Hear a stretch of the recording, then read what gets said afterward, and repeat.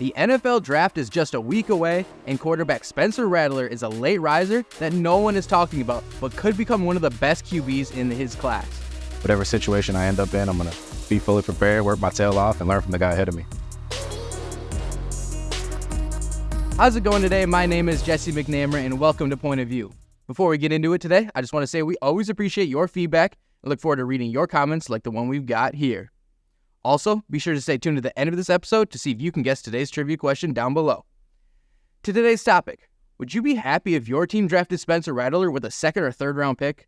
Unless you're one of the teams who has needs up and down your roster, and that doesn't include QB, you should be hoping to get Rattler as a backup at the very least because he could develop into your starter in the near future.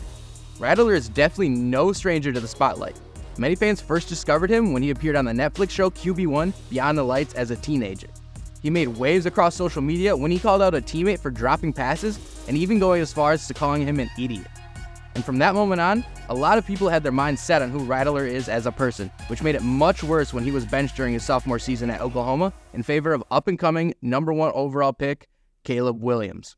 At the end of that season, he transferred to South Carolina, where he spent the last 2 seasons of his college career. And if you look at his stats from those 2 years, they don't pop off the page. He tossed for just over 3,000 yards each season and had a total of 37 touchdowns and 20 interceptions. But the numbers lack a lot of context. He was constantly under pressure in the pocket and lost 6 starting offensive linemen to injuries in 2 years with the Gamecocks. His receivers were largely true freshmen, and he had different offensive coordinators in each season, yet he still managed to develop his game and leave an impact on the university. Here's what South Carolina head coach Shane Beamer had to say about how Rattler's play has attracted transfer portal quarterbacks. There have been a lot of quarterbacks across the country that have gone in the portal that have and had an interest in South Carolina because of what Spencer did. They look around and say, well, here's a quarterback that just came from Oklahoma, and look at what he did in 2022 and 2023. I'm obviously going to be interested in South Carolina. So if nothing else, he's left the college game with the support of the one guy who knows the most about his character. But people are starting to catch up on his game as well after the NFL Combine. His numbers didn't pop off the sheet there either, but the throws he made turned some heads.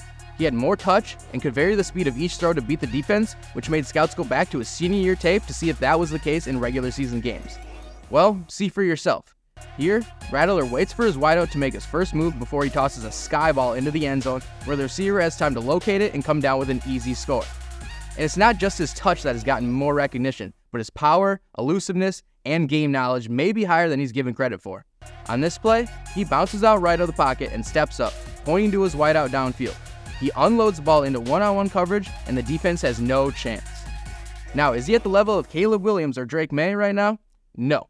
But there's reason to believe he could develop into a valuable starter down the line. And if you're a team like the Jets, the Saints, or the Seahawks, you should definitely be interested in using a mid-round selection on him. Aaron Rodgers, Derek Carr, and Geno Smith are all on the last legs of their career and may only have another year or 2 left. Rattler could sit behind the starter to learn and develop, and maybe he gets his shot once the starter moves into retirement or a new team. And if I were to pick a specific team, the Saints have to be the pick. They are under severe cap constraints and could use a cheap QB in case they want to move on from Carr after this season. And that's especially smart because I think they can still compete this year before the real reset happens next offseason. For more on how the Saints could be a surprise playoff team, check out our recent Point of View. And the moment you've been waiting for, here's the answer to today's trivia question. We appreciate you tuning in to this episode of Point of View, and we will see you in the next one.